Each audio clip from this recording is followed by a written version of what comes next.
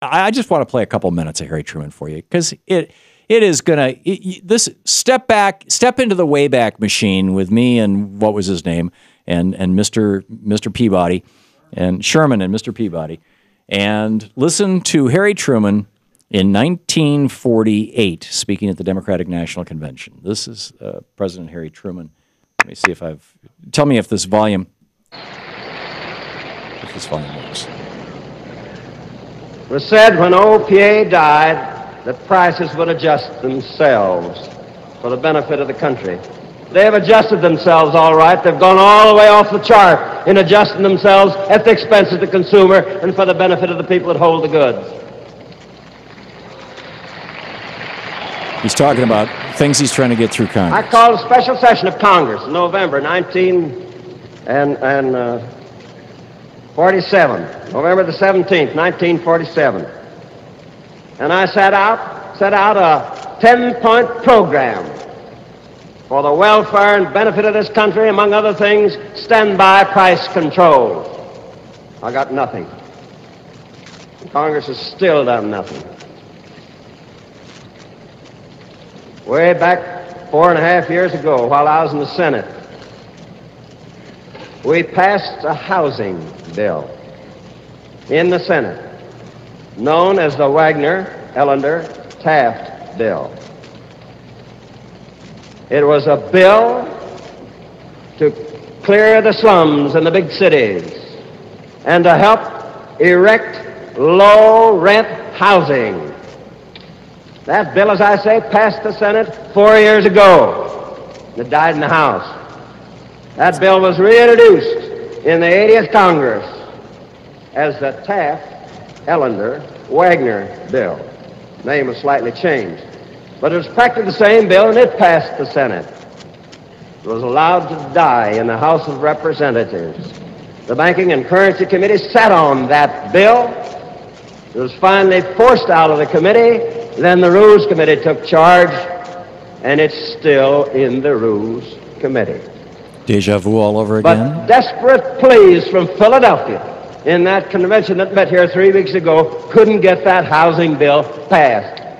They passed a bill they called a housing bill, which isn't worth the paper it's written on.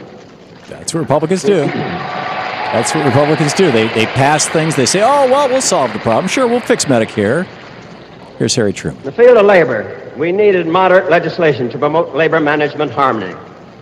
But Congress instead passed that so-called Taft-Hartley Act, which has disrupted labor management relations and will cause strife and bitterness for years to come if it's not repealed, and the Democratic platform says it ought to be repealed.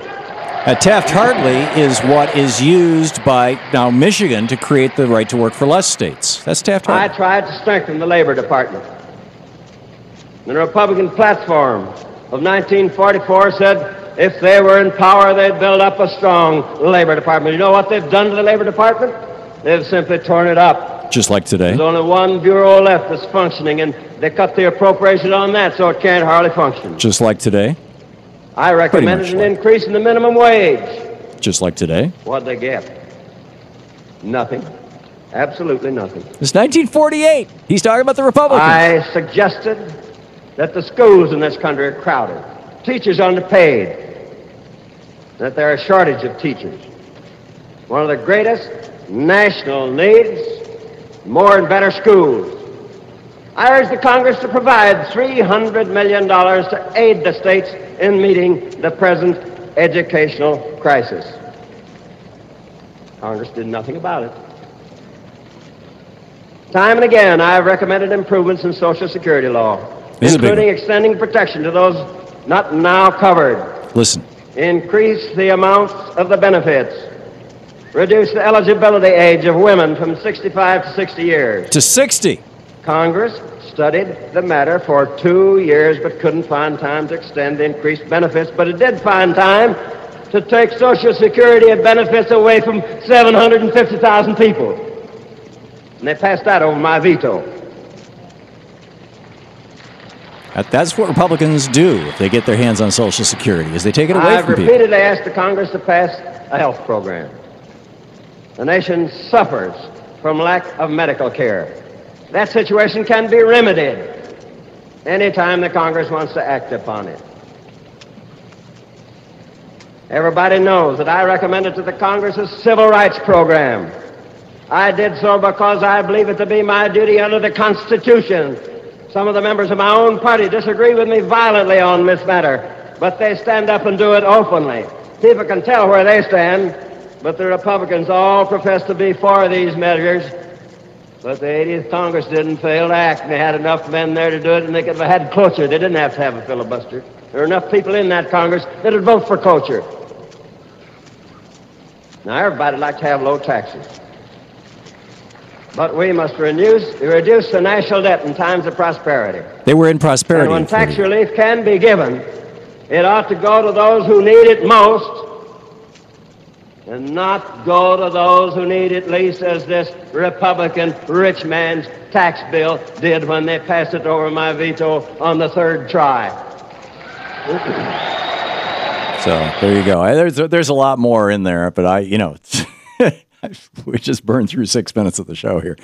Harry Truman was an amazing guy, an amazing politician, and with that speech, he won the White House. But not only did he win the White House, he took the House of Representatives, and the Republicans didn't get it back for 40 years. It wasn't until the Bill Clinton administration and Newt Gingrich was able to engineer, his little contract on America, his 10-point plan, 6 of which pointed back to a piece of legislation that simply dropped taxes on rich people. Amazing.